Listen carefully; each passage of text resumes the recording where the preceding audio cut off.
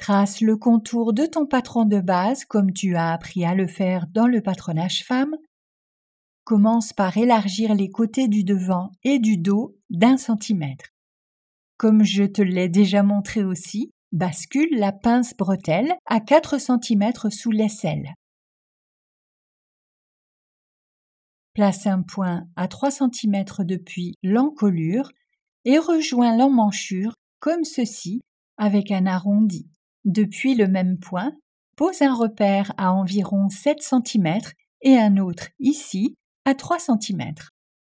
Trace en arrondi en respectant toutefois une platitude ici et efface cette portion de trait. Dans le dos, place un point à 2 cm sous la ligne de poitrine et depuis le sous-bras, trace un arrondi très doux qui se termine par une platitude ici. Choisis la longueur que tu préfères en mesurant depuis la taille.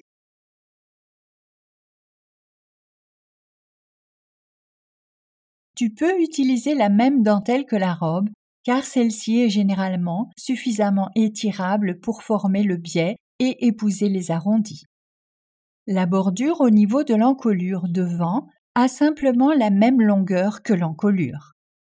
C'est la bordure du dos qui, en se prolongeant, forme la bretelle. Il faut donc mesurer ces segments tour à tour et ajouter 15 cm pour que les bretelles puissent se croiser dans le dos. Sans oublier la mesure de l'encolure devant, qu'il faudra doubler, bien sûr, puisqu'on est sur un patron. Bien, mon zouzou. Et cela parce que le devant sera coupé au pli. Ça veut dire quoi, au pli? Tu poseras le bord milieu devant du patron sur la pliure du tissu, tu vois? Ah, mais oui! La largeur de ces bordures est de 5 cm à plat. 2,5 cm avec les marges rempliées, pour au final faire 1,25 cm une fois en place. Il reste un détail important à peaufiner. Zouzou, gros plan sur la pince poitrine. Oh là là, faut vraiment que je fasse tout ici. Oui, heureusement que tu es là, hein. Il s'agit d'ajuster la longueur de la pince poitrine. Bah pourquoi? Parce que si tu laisses la pointe de la pince pile sur le saillant, tu obtiendras une pointe inesthétique. Et pour éviter cela, on met l'extrémité de la pince un peu en retrait. Bah oui, mais je fais comment? C'est simple, ne t'inquiète pas. Trace un axe au centre de la pince. Déplace le saillant et retrace la nouvelle pince. Voici un barème pour te guider.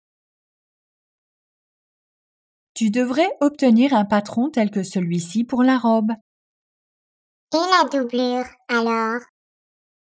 Le patron de la doublure est un peu plus élargi que celui de la robe.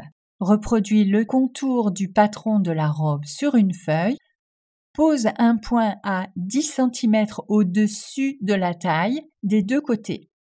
Élargis d'1 centimètre jusqu'à la taille, ce qui, par ailleurs, fait une aisance de 4 cm supplémentaires pour la doublure, et le trait vient mourir sur les points comme ceci. On ne modifie pas le bord haut, ni le reste du patron. Voici ton patron avec le nombre de pièces et le droit fil.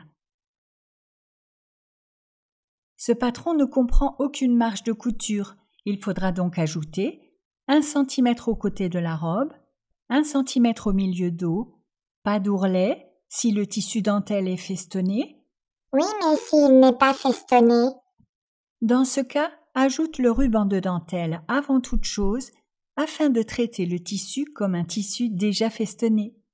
Et pour la doublure, 1 cm au côté, qui seront réduits sans doute à 7 mm si tu les surjettes, 1,5 cm au milieu dos et 4 cm au moins pour l'ourlet.